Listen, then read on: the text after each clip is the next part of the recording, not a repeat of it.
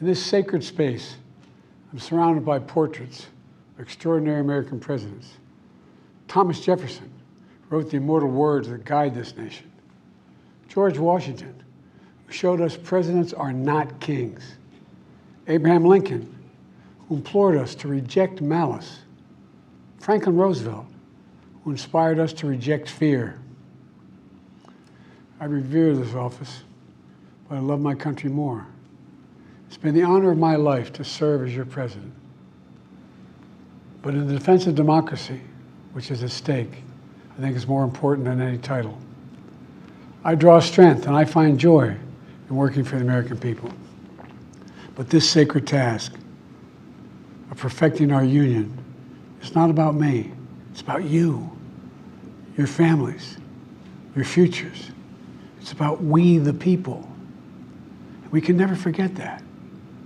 And I never have. I've made it clear that I believe America is at an inflection point. One of those rare moments in history when the decisions we make now will determine our fate of our nation and the world for decades to come. America's going to have to choose between moving forward or backward, between hope and hate, between unity and division. We have to decide, do we still believe in honesty, decency, respect, freedom, justice, and democracy? In this moment, we can see those we disagree with not as enemies, but as fellow Americans. Can we do that? Does character in public life still matter? I believe I know the answer to these questions because I know you, the American people. And I know this. We are a great nation because we are good people. When you elected me to this office, I promised to always level with you, to tell you the truth. And the truth, the sacred cause of this country, is larger than any one of us. And those of us who cherish that cause, cherish it so much, a cause of American democracy itself, must unite to protect it. You know, in recent weeks, it's become clear to me that I need to unite my party in this critical endeavor. I believe my record as president, my leadership in the world, my vision for America's future, all merited a second term. But nothing can come in the way of saving our democracy. That includes personal ambition. So I've decided the best way forward is to pass the torch to a new generation. That's the best way to unite our nation. You know, there is a time and a place for long years of experience in public life. There's also a time and a place for new voices, fresh voices, yes, younger voices. And that time and place is now. Over the next 6 months, I'll be focused on doing my job as president. That means I'll continue to lower costs for hardworking families, grow our economy. I'll keep defending our personal freedoms and our civil rights, from the right to vote to the right to choose. I'll keep calling out hate and extremism. Make it clear there is no place in America for political violence or any violence ever, period. I'm going to keep speaking out to protect our kids from gun violence, our planet from climate crisis that is the existential threat. And I will keep fighting for my cancer moonshot so we can end cancer as we know it, because we can do it. And I'm going to call for Supreme Court reform because this is critical to our democracy, Supreme Court reform. You know, I will keep working to ensure America remains strong and secure and the leader of the free world. I'm the first president in this century to report to the American people that the United States is not at war anywhere in the world.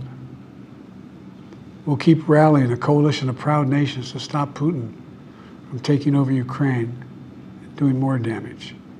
We'll keep NATO stronger, and I'll make it more powerful and more united than any time in all of our history. I'll keep doing the same for our allies in the Pacific. You know, when I came to office, the conventional wisdom was that China would inevitably surpass the United States. That's not the case anymore. And I'm going to keep working to end the war in Gaza, bring home all the hostages, and bring peace and security to the Middle East and end this war. We're also working around the clock to bring home Americans being unjustly detained all around the world. You know, we've come so far since my inauguration.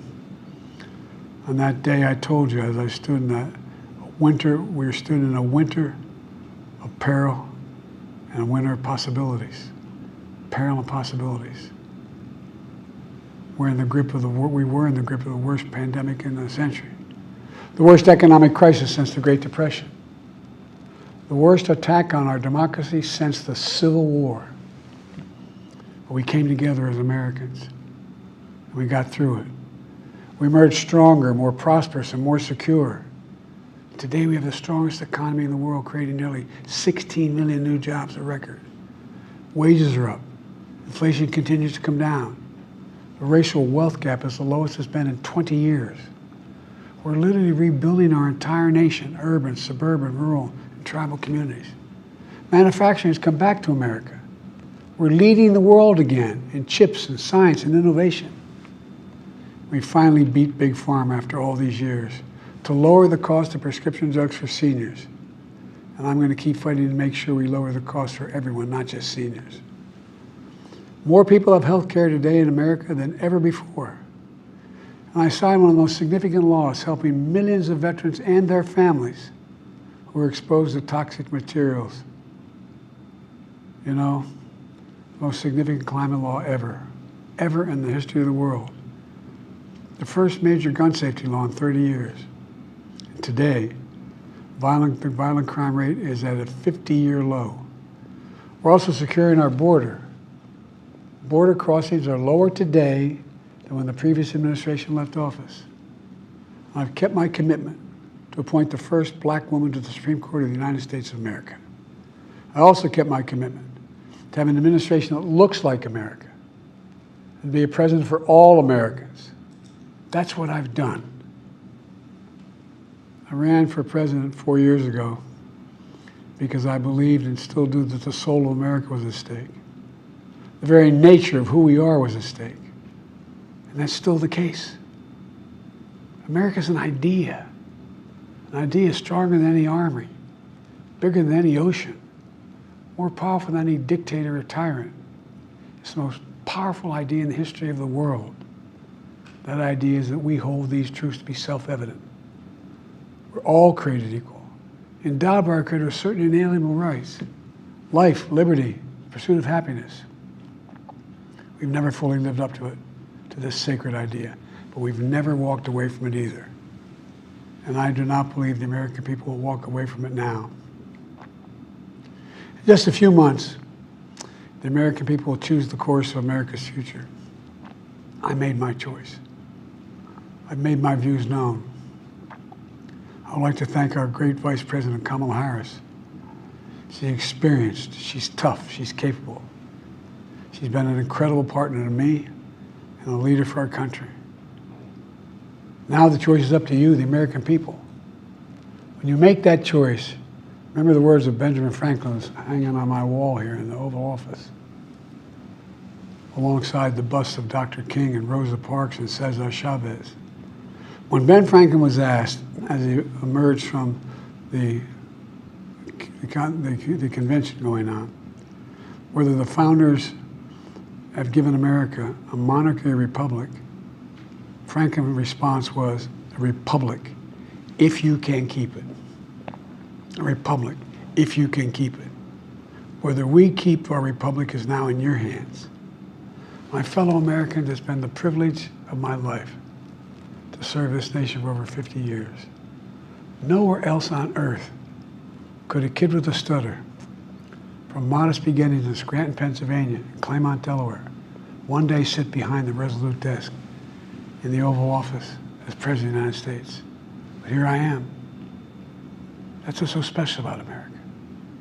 We're a nation of promise and possibilities, of dreamers and doers, of ordinary Americans doing extraordinary things.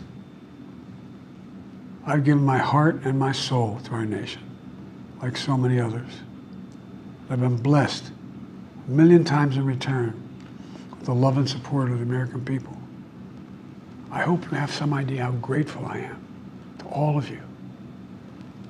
The great thing about America is here, kings and dictators do not rule, the people do.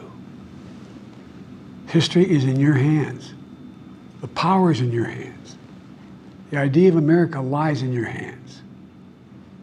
We just have to keep faith, keep the faith, and remember who we are. We're the United States of America, and there's simply nothing beyond our capacity when we do it together.